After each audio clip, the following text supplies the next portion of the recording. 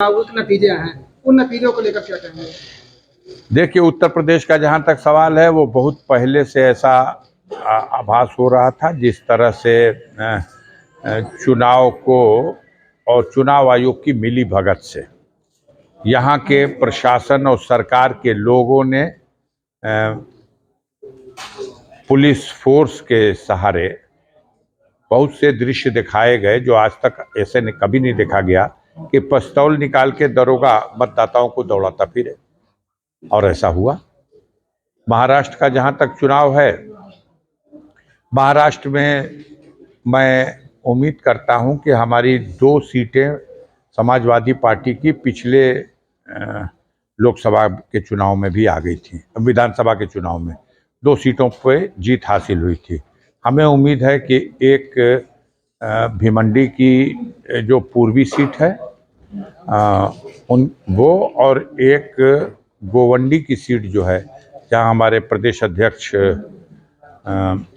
अबू कासिम आजमी साहब चुनाव लड़ रहे थे, ये दोनों सीटें हम लोग जीतने की स्थिति में हैं। बाकी महाराष्ट्र की जनता ने जो फैसला दिया है, अब हम उठेंगे मीटिंग से तो देखेंगे, अध्ययन करेंगे उसको। सर, आपने कहा है कि पीडीए का जो नारा अखिलेश का था वो फर्जी है, फर्जी झारखंड की तरफ जाके पूछे क्या हुआ। वो नारा झारखंड में क्या हुआ? वो नारा झारखंड में क्या हुआ? अगर पीडीए का नारा झूठा है तो ठीक है, उनका नारा सच्चा है, हम मान लेते हैं। सांसद जी, महाराष्ट्र अगर दरोगा पुलिस चुनाव लड़ेगी और मतदाताओं को मत नहीं डालने देगी, और यही नारा अगर किसी को अच्छा लगता है, यह व्यवहार या कृत्य अच्छा लगता है, तो यह लोकतंत्र के लिए बहुत ही शर्म की बात है। सांसद जी, आप महाराष्ट्र में भी चुनाव प्रचार में गए थे, जहां आप गए थे उनकी क्या स्थिति है और आपने समीक्षा की? मैंने 3 सीटों पे मीटिंगें की थी, मुझे 3 सीटों पर प्रचार करने के लिए दिया गया था। मैंने अब भी कहा आपसे कि 3 में 2 सीटें हम उम्मीद करते हैं कि हम लोग जीतेंगे। अभी हम निकलेंगे बाहर तो रिजल्ट पता लगेगा। सांसद जी, भाजपा का एक नारा था कि एक रहेंगे तो सेफ रहेंगे, तो क्या लगता है झारखंड में ये उल्टा हो गया है? अब वो करें कुछ भी, एक रहें कि सेफ रहें।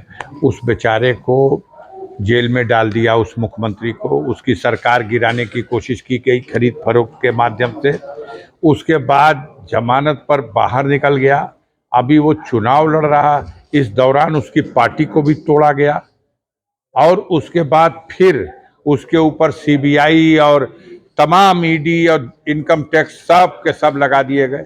लेकिन जनता उसके साथ खड़ी हो गई, जनता उस इंसान के साथ खड़ी हो गई कि इस गरीब के ऊपर अत्याचार हो रहा है, और भारतीय जनता पार्टी को सबक लेना चाहिए। सर, जिस तरीके से परिणाम आया है, ऐसे क्या लगता है उत्तर प्रदेश का यह परिणाम आगे के लिए अच्छा संकेत है, 2027 के लिए अच्छा संकेत है।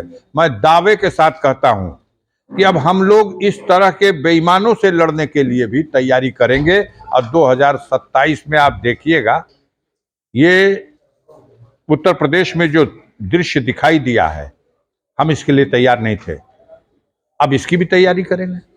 और जब इसके लिए तैयार रहेंगे तो जनता यहां नहीं स्वीकार कर रही इन लोगों को। ये जनता स्वीकार करती तो पिस्तौल निकाल करके जनता को मतदान करने से नहीं रोकते। सर, क्या इस बार माना जाए कि ईवीएम ने भी दगा दिया? अभी हम समीक्षा उठेंगे मीटिंग से, पढ़ेंगे, देखेंगे, मालूम करेंगे। चुनाव आयोग ही मिला हुआ है, ठीक है।